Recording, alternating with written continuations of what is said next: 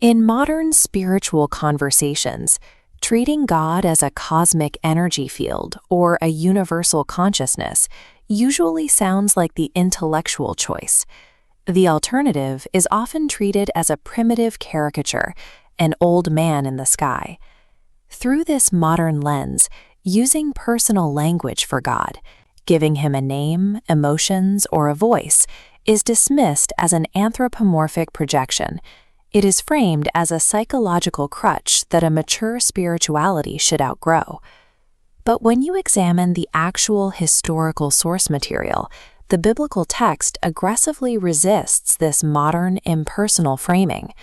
Across dozens of authors and 1,000 years of writing, the texture of the scripture points entirely the other way.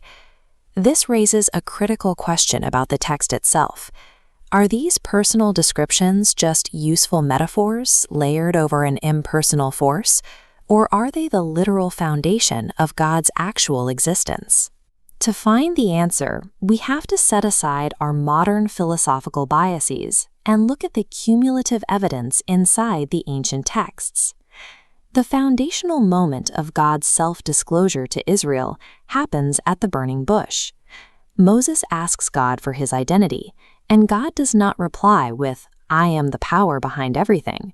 He gives a specific name, "I am who I am." That specific naming establishes the rules for the relationship. It is a conversational exchange. By providing a name, God creates a framework where humanity can address him as a partner, rather than trying to tap into a blind cosmic principle. This conversational framework leads to the Old Testament's central structure, the covenant. These are not transactional rules or natural laws. They are formal, mutual commitments between God and specific groups of people. An impersonal energy field cannot hold a name, and it certainly cannot make a promise. The core architecture of the biblical narrative requires a someone, not a something. The text also assigns a vast emotional vocabulary to God.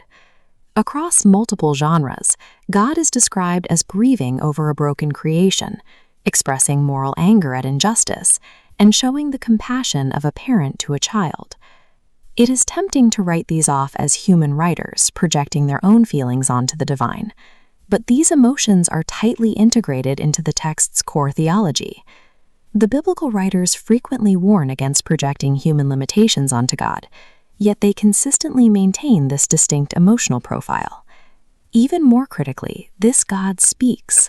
He uses human language to give precise instructions to specific individuals.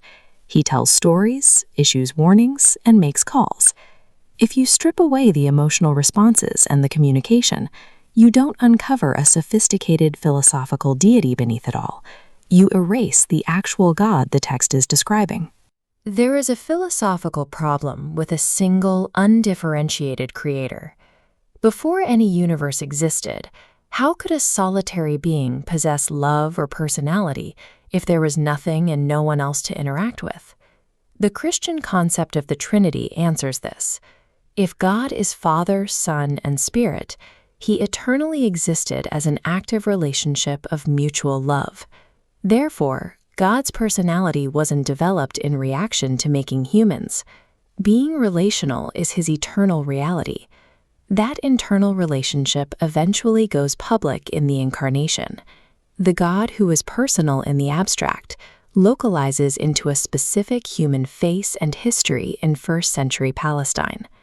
Christianity offers a uniquely strong case for a personal God, because it claims that this eternal personality put on sandals, walked through human history, and went by the name Jesus.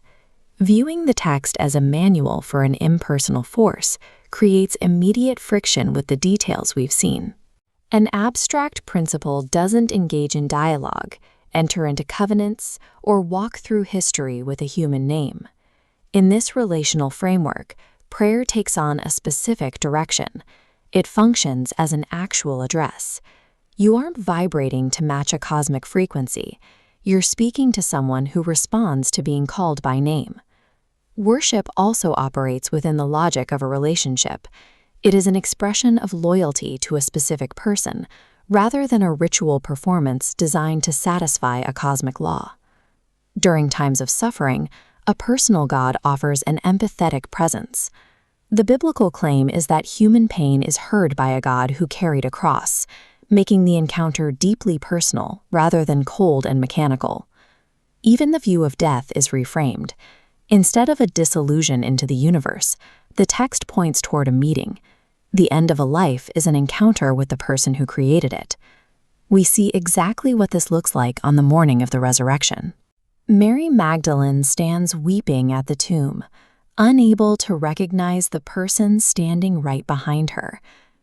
The ultimate recognition doesn't come from a theological explanation. It happens the moment he speaks her specific name, Mary. The debate over God's nature eventually reaches a practical limit. If this God truly speaks and initiates relationships, then the final move doesn't belong to the philosopher. It belongs to the person being called.